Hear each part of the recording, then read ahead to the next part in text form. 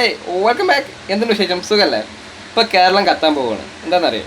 MBDയുടെ ചെറിയൊരു ക്ലിപ്പുണ്ട്. വണ്ടി RS അല്ലാതെ ഉപയോഗിക്കാൻ പാടില്ല പറഞ്ഞിട്ടുള്ളത്. ആ വീഡിയോ കണ്ടു നോക്ക്. ആ കണ്ടീഷൻ ബാക്കി പറയാം. ഞാൻ എൻ്റെ ആവശ്യത്തിന് വേണ്ടി ഒരു വണ്ടി വാങ്ങിച്ചിട്ട് ഒരാൾക്ക് പൈസ ആണെങ്കിലും ഫ്രീ ആണെങ്കിലും കൊടുക്കാൻ പാടില്ല എന്ന നിയമം. ഒരാളുടെ വാഹനം വേറൊരാളുടെ കയ്യിൽ കണ്ടാൽ it will be assumed that it is for some financial gain. ആ രീതിയിൽ തന്നെ നമ്മുടെ ഒരു നടപടി ഉണ്ടാവും. ഇത് വെക്കുമ്പോൾ ഇപ്പോൾ നമ്മൾ വിചാരിക്കുക എന്താണ്, വണ്ടി ഇപ്പോൾ എനിക്ക് എൻ്റെ സുഹൃത്തിന് വണ്ടി ഉണ്ടെങ്കിൽ വണ്ടി എനിക്ക് ഓടിക്കാൻ പറ്റില്ല, ഓടിക്കേണ്ട പോലീസ് പിടിക്കുന്നൊക്കെയാണ്. പക്ഷേ അങ്ങനെയല്ല അതിൻ്റെ കറക്റ്റായിട്ടുള്ളൊരു രീതി. നമ്മുടെ ഇപ്പോഴത്തെ മന്ത്രി ഗണേഷ് കുമാർ സാർ പറഞ്ഞോടും കേട്ടു നോക്ക്. ഒരു ബന്ധവുമില്ലാത്ത ആൾക്കാർക്ക് പണം പറ്റിക്കൊണ്ട് വണ്ടി കൊടുക്കുന്നതിനെക്കുറിച്ച് RC ഓണർ അല്ലാത്ത ഇപ്പോൾ ഭാര്യയ്ക്ക് ഓടിക്കാം, മക്കൾക്ക് ഓടിക്കാം, അനിയൻ ഓടിക്കാം, ചേട്ടൻ ഓടിക്കാം, ഒന്നും പ്രശ്നമല്ല. പക്ഷേ നമ്മൾ ഈ ഇരുട്ടുകൊണ്ട് ഓട്ടയടയ്ക്കരുത്. നമ്മൾ നാട്ടിൽ പലരും 5-6 വണ്ടി വാങ്ങിച്ചിടുക, അല്ലെങ്കിൽ ആരെങ്കിലും പൈസ തരാണെങ്കിൽ ഒരുത്തൻ്റെ വണ്ടി പിടിച്ചു വയ്ക്കുക. ആ പിടിച്ചു വെച്ചേക്കുന്ന വണ്ടി റെൻ്റ് കാറായിട്ട് കൊടുക്കുക. ശരിയല്ലേ ഞാൻ പറയുന്നത്? ആ വക പരിപാടികൾ അനുവദിക്കില്ല എന്നാണ്. അതിന് ട്രാൻസ്പോർട്ട് കമ്മീഷൻ പറഞ്ഞത് ഭാര്യയുടെ വണ്ടി ഭർത്താവ് ഓടിച്ചാൽ അറസ്റ്റ് ചെയ്യുമെന്നും പിടിക്കുമെന്നൊന്നും അല്ല പറഞ്ഞത്. അത് തെറ്റിദ്ധാരണ പരത്തുന്ന വാർത്തകൾ. അങ്ങനെയല്ല എൻ്റെ കാരണം. ഇതുപോലെ നമ്മുടെ നാട്ടിലൊക്കെ തന്നെ ഫൈനാൻസ് കൊടുക്കുന്ന ആൾക്കാരുണ്ട്.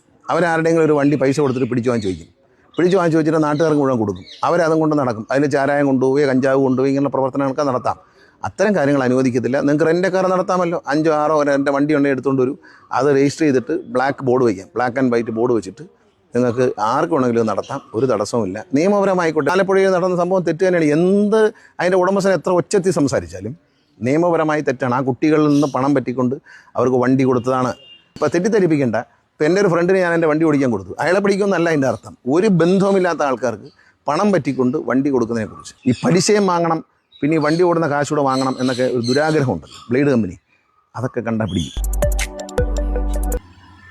കിട്ടിയില്ലേ? അപ്പോൾ കറക്റ്റ് കിട്ടി എന്താ സംഭവം എന്നുള്ളത്. അതായത് ഒരു കാര്യം പറയുമ്പോൾ അത് കറക്റ്റ് കേൾക്കാതെ കട്ട് ചെയ്തിട്ട് അവർക്ക് ആവശ്യമുള്ളത് ജനങ്ങൾക്ക് മുമ്പിൽ എന്താണോ നെഗറ്റീവ് വേണ്ടത് നെഗറ്റീവ് മാത്രം എടുത്തിട്ട് അയക്കുന്ന കുറേ മഞ്ഞ മാധ്യമങ്ങളുണ്ട്. അവർ തരുന്ന ഒരു ഇൻഫർമേഷനാണ് നിങ്ങൾക്ക് ഫസ്റ്റ് കണ്ടത്. ഇപ്പോൾ കറക്റ്റ് മനസ്സിലായി. നമുക്കോ നമ്മുടെ വീട്ടുകാർക്കോ നമ്മുടെ കൂട്ടുകാർക്കോ വണ്ടി ഉപയോഗിക്കാം. പക്ഷേ വണ്ടി വാടകയ്ക്ക് കൊടുത്തിട്ട് അങ്ങനെ പാടില്ല. അതായത് ബാങ്കിന് വണ്ടി എടുക്കാം, പക്ഷേ നമ്മൾ പുറത്ത് പ്രൈവറ്റായിട്ട് നമ്മൾ വണ്ടി കൊടുക്കാൻ പാടില്ല എന്നുള്ളതാണ് പറഞ്ഞത്. അപ്പോൾ ഞാൻ വണ്ടി എടുത്തിട്ട് അതിൽ RC പണം വെച്ചിട്ട് അത് മറ്റൊരാൾ വണ്ടി റെൻറ്റ് കൊടുക്കുക, അങ്ങനെ പാടില്ല. നമ്മൾ ബന്ധപ്പെട്ട നമ്മുടെ വീട്ടുകാർ, നമ്മുടെ കൂട്ടുകാർ, നമ്മുടെ റിലേഷൻസ്, നമ്മളറിയുന്ന ആൾക്കാർക്ക് ആർക്കും വണ്ടി ഉപയോഗിക്കാം. അത്രയേ ഉള്ളൂ. തെറ്റായ ധാരണ മഞ്ഞ മാധ്യമങ്ങൾ പ്രചരിപ്പിക്കുന്നത് കൊണ്ടാണ് ഇത്രയുമായി പ്രശ്നം ഉണ്ടാകുന്നത്. ഇനി കേരളം കത്താതെ ഇരിക്കുക, എന്താ വെച്ചാൽ ആവട്ടെ അല്ലേ. ബാക്കി നമുക്ക് വരുമ്പോൾ കാണാം.